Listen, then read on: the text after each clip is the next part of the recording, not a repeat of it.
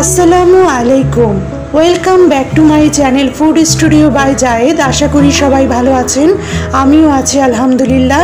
প্রচণ্ড গরম আর আমের সিজন, তো আমের শরবত না খেলে চলে।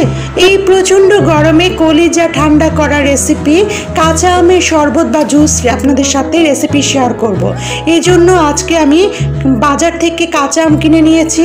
এরকম মিডিয়াম সাইজের কাঁচা আম হলে চলবে। কাঁচা আমের জুস তৈরি করতে আমি ডেকোরেশনের জন্য নিয়েছি পুদিনা পাতা, লেবু আর হচ্ছে মালটা কাটা। আর জুস তৈরি করতে লেবু, কাঁচামরিচ, বিট লবণ, টালা জিরা গুঁড়া, তেঁতুলের পাল নিয়েছি। আমি জুস তৈরি করতে আমি কাঁচা আমকে এরকম টুকরো টুকরো করে কেটে নিয়েছি। এবার ব্লেন্ডারের মধ্যে ঢেলে দিলাম। এবার আমি 1 চামচের মতো বিট লবণ দিব, সাদা লবণ দিব, টালা জিরার গুঁড়া দিব 2 চামচ করে। এবার দিব লেবুর রস। আপনাদের স্বাদ অনুযায়ী লেবুর রস দিবেন। আমি আমার পরিমাণ অনুযায়ী 2 কোয়া লেবুর রস দিয়েছি, কাঁচামরিচ দিয়েছি, পুদিনা পাতা পরিমাণ মতো দিলাম। এবার দিব কারি পাতা আর হচ্ছে ধনে পাতা কুচি। আপনারা আপনাদের পরিমাণ মতো পানি দিবেন। আমি এখানে প্রায় 4 গ্লাসের মতো পানি দিয়েছি। এবার আমি ব্লেন্ড করে নিব। আমার ব্লেন্ড করা হয়ে গিয়েছে। এবার আমি ব্লেন্ড করে আপনাদের দেখিয়ে দিচ্ছি কাঁচা আমের শরবতটা কীরকম জুসি হয়েছে, আর দেখতে যেরকম ভালো লাগছে খেতেও কিন্তু দুর্দান্ত হয়েছে।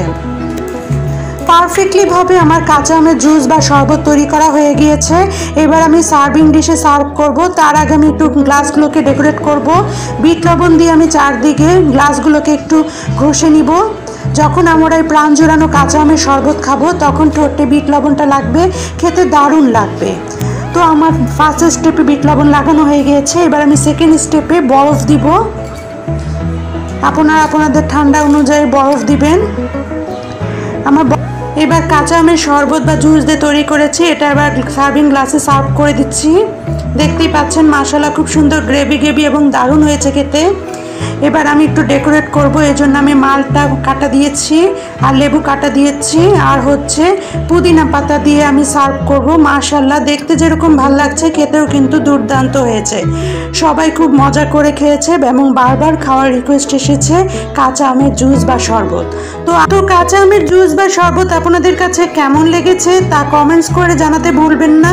আর এখনও যারা লাইক শেয়ার কমেন্ট করেননি please please please like share comment করবেন।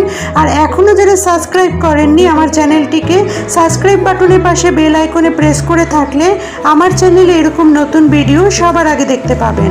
অসংখ্য ধন্যবাদ আমার চ্যানেলের সঙ্গে থাকার জন্য। পরবর্তীতে কোনো রেসিপি নিয়ে আবার হাজির হয়ে যাব। সে পর্যন্ত সবাই সুস্থ থাকবেন, ভালো থাকবেন, নিরাপদে থাকবেন। সবাই সবার জন্য দোয়া করবেন। আল্লাহ হাফেজ।